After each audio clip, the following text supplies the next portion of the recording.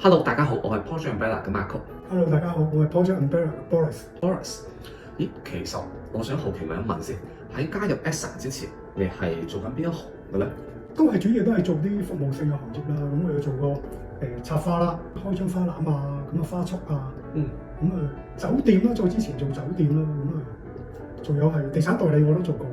哦，OK，咦，咁多個行業之後就加入咗保險行業啦。咁保險行業之後，咦，我哋係咪你嘅第一間嘅保險公司咧？都唔係㗎，都唔係哦，OK。係啊，咁之前咧喺另外一間保號嘅，咁啊嗰個經理咧就帶我入行啦，即係去 report 我啦。講開有啲係保費融資啊，資產活化咁樣嘅。咁我心諗咧，有170萬人咧都係業主啊嘛，咁佢一個資產活化咧，其實就可以幫到好多業主啊，咁佢嗰個理財啊嗰方面咯。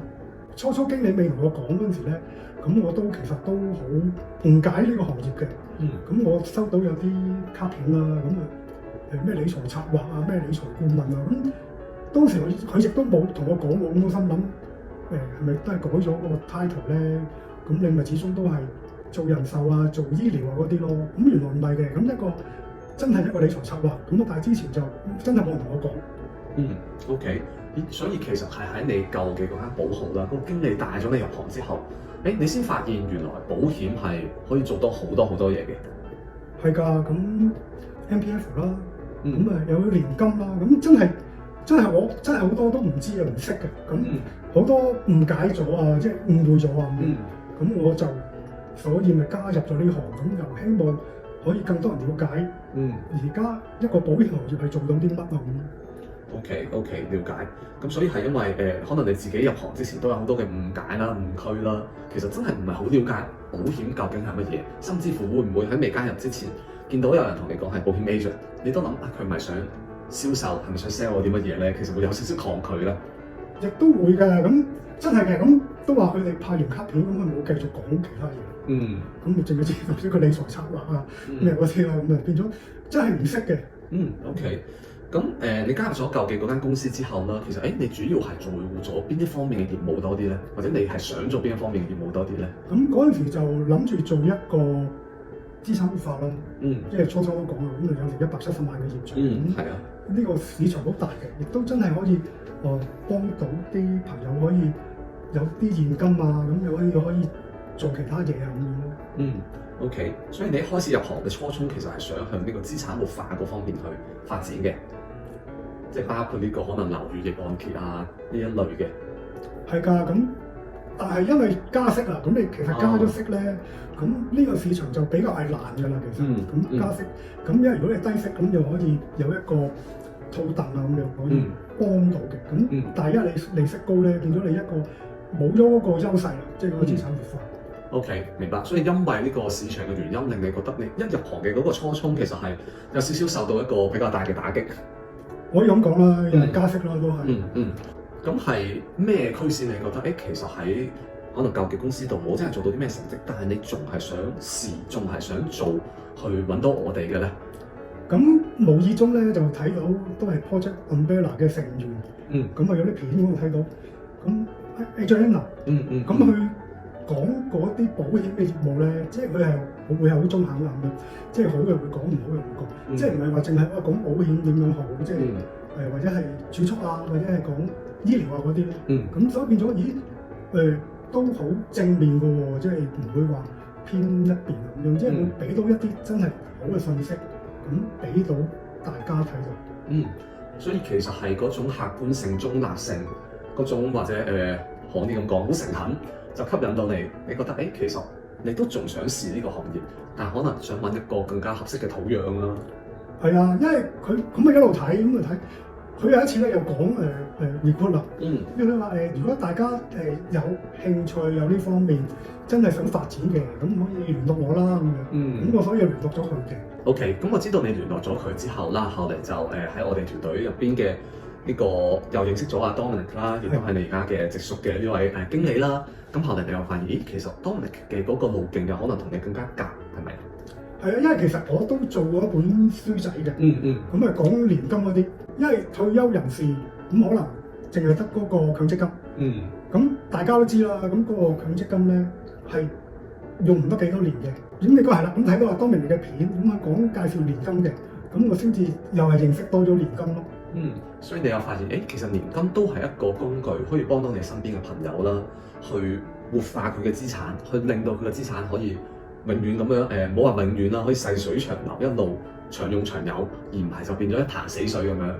係啊，你其實即係個資產調配咧，咁就可以自己一個生活啊，咁你唔使話淨係諗住強積金，咁你自己要計數啊，要搣啊咁樣，咁你搣幾耐咧又要諗啦。咁你年金加埋你個資產調配咧，咁你就可以唔使為咗擔憂。好啊，咁啊 Boris 就我聽到啦，其實你一路以嚟都係好希望去幫一啲你身邊嘅朋友又好啦，或者同齡人又好啦，去做呢個資產活化，無論係物業嘅資產活化，定係 MPF， 定係佢其他地方有一筆錢，可能透過年金作為一個手段去活化佢哋，去真係做一個退休嘅資產配置。咁喺做呢樣嘢上邊，你作為一個 agent 啦，你覺得你有咩優勢，又有咩劣勢咧？嗱，咁我之前我都做過酒店啦，講過。知道你酒店其實都做得相當高級下嘅喎。係㗎，咁因為我亦都通過不斷學習啦，咁啊，所以知道即係點樣對啲客啦。咁你要聆聽啦，咁你聆聽一個要一個關心啊咁嘅態度啦。咁所以就咁你啲客先至會覺得你係喺佢個立場聽佢講，即係知道佢個需要，咁可以俾到佢真係需要嘅嘢咯。咁就唔會話無的放矢嘅咁即係唔會話無的放矢咁啊亂咁噏啊！即係為咗本身自己嘅利益就俾到個客，就係聽咗個客有啲咩要求先，咁可以俾到真係一個好嘅方案、好嘅計劃咯。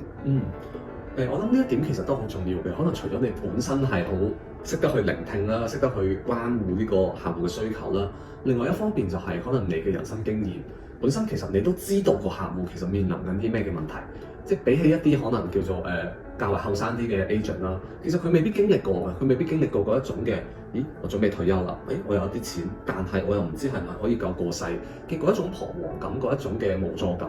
但係可能對你嚟講，其實你可以更加容易去感受到，你可以以一個我覺得唔叫做過來人啦，但係以一個同行者嘅身份去話到俾佢哋聽，其實點樣去規劃，點樣去計劃，可以真正做到一個雙贏嘅效果。係啊 ，Marco 絕對正確啊，絕對講得啱啊！嚟緊可以點樣做一個資產嘅配置，咁可以令到真係生活無憂咧？咁計埋你政府嗰個長者生活津貼啊，咁你就變咗一個好好嘅計劃。OK， 其實都係Dominic 嘅一個長處啦，阿匿名嘅長處就係點樣用年金去搭配長者生活津貼，營造呢個雙重嘅收入，合規合法、合情合理咁樣攞到一個雙重嘅收入啦，又保護咗自己啦，又保護咗其實係保護埋家人㗎。咁啱先就問咗優勢啦，可能呢個都係你好獨一無二嘅一個優勢，你嘅人生閲歷，你真係經歷過嘅好多嘢，你可以去話俾大家知點樣行呢條路。咁會唔會你啱先都講啦，一開始俾我哋頻道吸引咧，係因為我哋唔係淨係講好嘅嘢，唔好嘅嘢我哋都會講。咁其實會唔會你都覺得其實喺做呢樣嘢上邊，可能你都會有啲劣勢或者力有不逮嘅地方咧？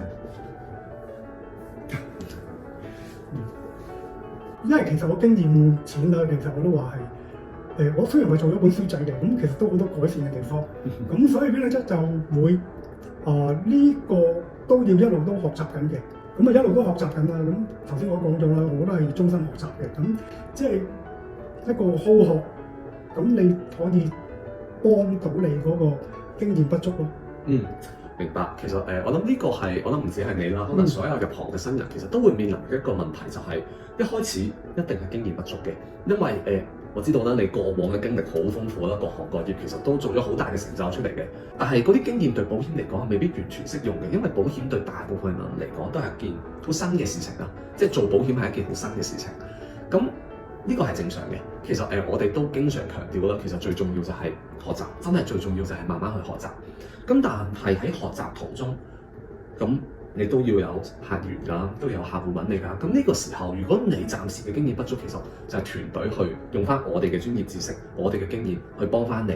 因為其實呢個我覺得係一個相輔相成嘅一個作用嚟嘅。我哋去彌補一啲可能理論上啊、啲實際操作層面上嘅一啲知識啦。但係對你嚟講，你提供俾團隊嘅就係你真係人生嘅經驗。